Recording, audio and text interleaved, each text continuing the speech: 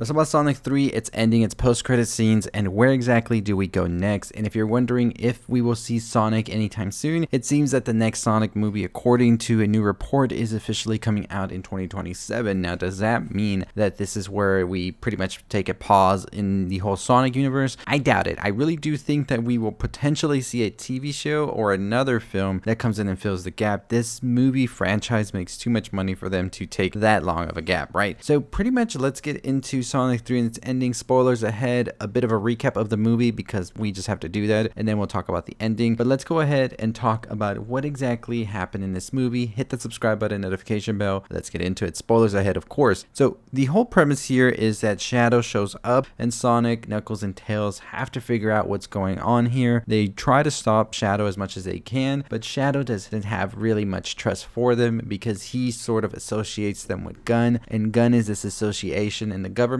that Shadow does not like at all. And we quickly find out it's due to them that Maria, who Shadow had grown really close to, ultimately died because of them. And so we see that Shadow is now on a quest for revenge alongside Gerald Robotnik, who is Robotnik's grandfather, because that was Gerald's granddaughter as well. Maria was basically Robotnik's cousin, if you will. And so Gerald Robotnik is back as well for that matter of fact, because he wants this revenge on the Earth, on humans and all of that, and their plan is to use the Eclipse Cannon to destroy the world. Now, Shadow is bent on this revenge. He just sees nothing but pure revenge in his eyes. Sonic tries to talk to him as much as he can, but really doesn't listen as much as you would think he would right now, because of course he's blinded by rage and this is all he wants to do. We eventually see that Gun is targeting Sonic now, so it kind of quickly turns into the Sonic Adventure 2 type scenario, where in that game they thought that Sonic was Shadow at a point, but here it's more like they want Sonic to listen. Sonic's not going to do that. They try to find help in Robotnik,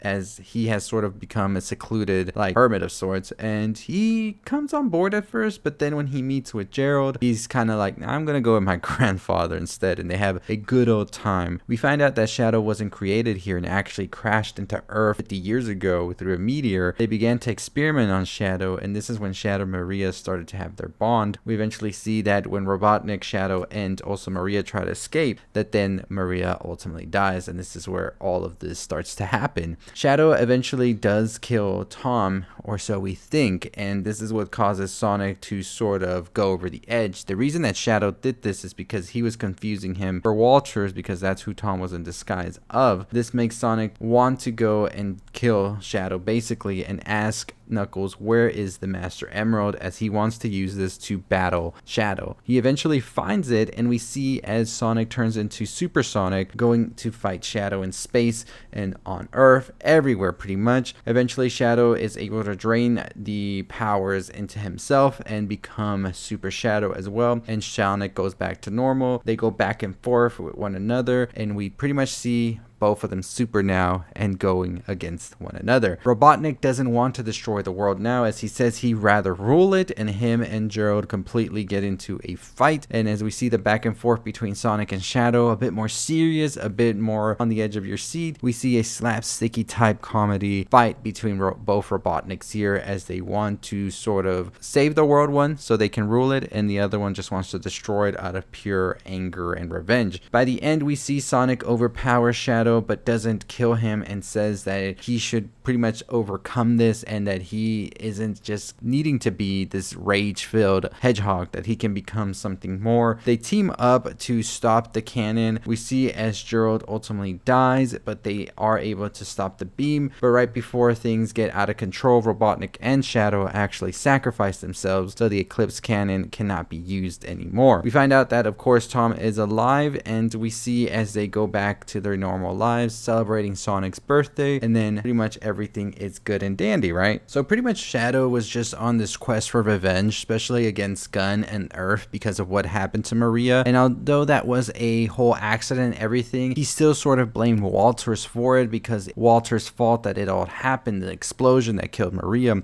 And of course Robotnik, Gerald Robotnik, also blamed Gun, Walters, and just all of humanity. They were just filled with so much rage, and they didn't care if it destroyed innocent lives. They just wanted so many others to feel the wrath of sorts. It wasn't until Sonic really had that one-to-one with Shadow that I think Shadow really started to see the clear vision, and this fogginess of rage became more clear that this was just craziness what they were trying to do. Now that's where the movie pretty much wraps up, with Robotnik and also Shadow seemingly sacrificing themselves to save humanity. That is until the post-credit scene, because the first post-credit scene we see is of Sonic doing a race and eventually ending up really far away from home, and then a bunch of Metal Sonics appear, and it looks like Sonic's about to have a handful on him until Amy comes through to save him. And of course, Amy Rose is a big character in the Sonic universe, and we see that she is there. It's being like the lore is expanding a ton more. Now, Sonic CD was one of my very first Sonic games, and I'm excited to see Metal Sonic in this. I think that this is a good addition and very interesting storyline they're trying to do, as we see Metal Sonic come through these portals of sorts. What exactly is happening? Could we be seeing like an alternate universe with a Robotnik that has created Metal Sonic, or somebody else and now is trying to come into this universe? Because I definitely do think that we're about to see a team up of sorts with Robotnik now and Sonic and everybody else. So I would definitely expect another Robotnik maybe to appear from another universe, a much more evil one.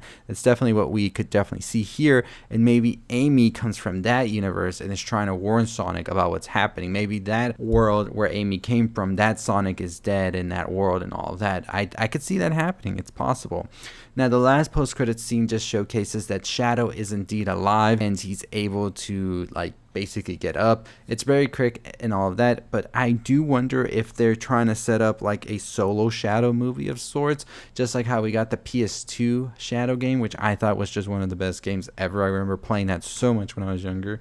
So I think that we definitely are seeing a very interesting aspect of this like series going forward. Maybe we see a Knuckles TV show and the likes of that where we saw Shadow now. But let me know what you think about the ending of the film. What did you think of the way they were able to adapt the story from Sonic Adventure 2 Battle? Basically, they made some modifications here and there, but I think at its core, it's still the same story, and I'm very curious to see where they take Shadow next with all of this. What do you think about Amy Rose appearing here? I really thought we would see Rouge the Bat at some point, but maybe later down the road we could see something like that. And, you know, it's open for interpretation, but Metal Sonic as the next villain really is great, and I think that we definitely need a very evil Robotnik in the next one, so it would have to come from another universe, I think. So let me know your thoughts, your opinions on Sonic 3, and if you're excited for Sonic 4. We'll talk more about it as we get more details on it, but for now, make sure you follow us, make sure you subscribe. We just reacted to the Superman trailer, which came out today. We do have a breakdown of it, and we have a theory video coming tomorrow, so stay tuned for that.